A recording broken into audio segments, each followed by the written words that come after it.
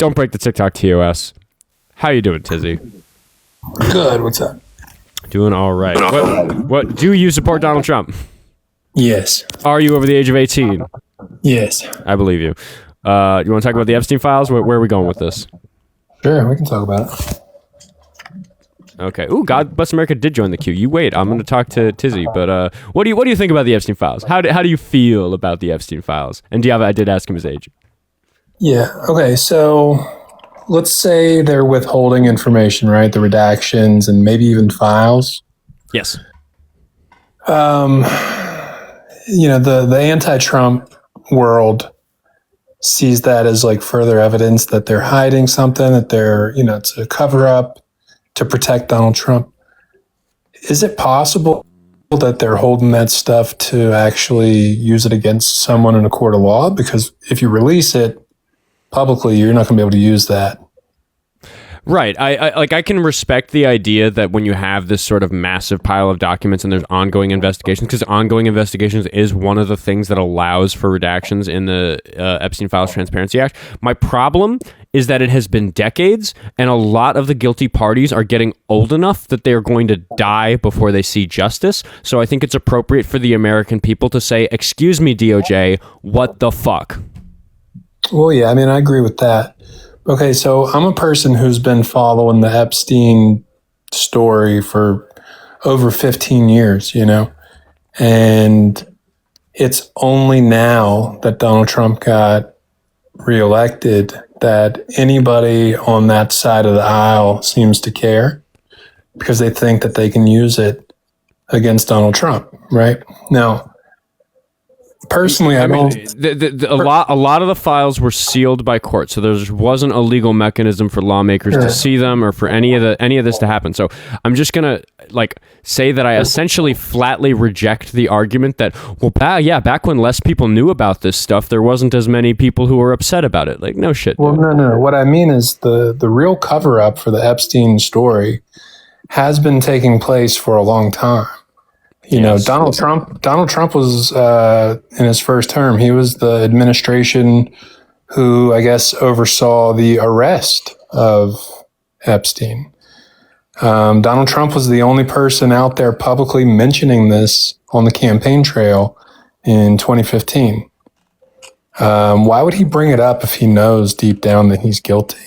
You know what I mean? That doesn't make sense to me. Donald Trump seems like a poker player who knows how to play his cards right, and he kind of thinks in those terms as well.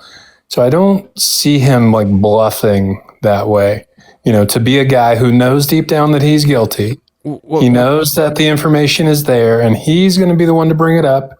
He's going to be the one to prosecute, Epstein. Right. But that doesn't explain that Trump's behavior around the Epstein files is deeply suspicious. Well, I agree that it would be confusing, and you could characterize it as suspicious. No. You don't agree with me because I didn't say confusing. It's not at all confusing. It's suspicious. Well, it's suspicious. That's the tone that you're putting on it. It's what I'm asserting. Right, you're asserting that, and I'm asserting that it is suspicious. It's suspicious behavior. Right. I think you should be suspicious that maybe what he's doing is misdirection. The same way that he misdirects the media when they ask him about, plans with Iran or whatever like that. He's always like, well, 3 weeks maybe, and then 2 weeks, and then the next day something happens. He knows. No, okay, so here, let me just, I asked this to a previous caller, and I've been talking the whole night while I'm trying to get people to answer this sign, and I'm very curious your thoughts on this, because I'm just based on the way you're talking to me, I feel like you might be able to answer this in good faith, and I don't think anybody has even tried to address what I'm about to explain to you. So I'm just going to talk to you about some of the chronology of the Epstein files, and I just want your thoughts on this. Trump ran on a campaign of releasing the Epstein files. He then... Not true. Okay, I'm gonna get through it because that's not even the most important part of my argument. So I'm just gonna, I'm not true. Okay, I'm just not even gonna get stuck on that because it's so not the most important part of my argument. Okay. Okay, so then for the first chunk of his presidency, first like 9 months or whatever it was, he didn't release the Epstein files. He did not want them released. He urged Congress not to vote to release them. Then, when his hand was forced because one seat was flipped by an election from a Republican to a Democrat, suddenly the petition to get them released, which would have then sent the vote to get definitely confirmed by the people who said they were going to vote for it. When that finally happened, he spent about a week begging some of the Republicans who had flipped and said that they were going to vote to release the files, asking them to switch back, trying to get them to prevent the files from being released because of this seat. When that failed and the vote was going to happen the next day, he was out of time, his hands were tied, and the files were going to be released. That is when he suddenly and abruptly tweeted that all the Republicans should vote for it, and all but one of them did. That is fucking suspicious, and I cannot think of a reason why a person would do that unless they didn't want the files released. Oh, I get it. Well, I understand that. And to me, that does seem like the most obvious way that it would be perceived, especially by people who already don't trust him. So, okay, this might be a crazy conspiracy theory. This is all just my opinion. Is that all you're saying? Is that it's a good argument? Is that? Go ahead if you can say more on that. Okay. So, this is my opinion. This is for entertainment purposes. We love TikTok and all that.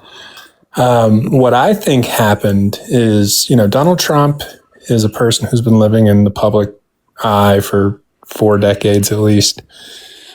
He had to deal with New York City paparazzi and, magazines and everything like that.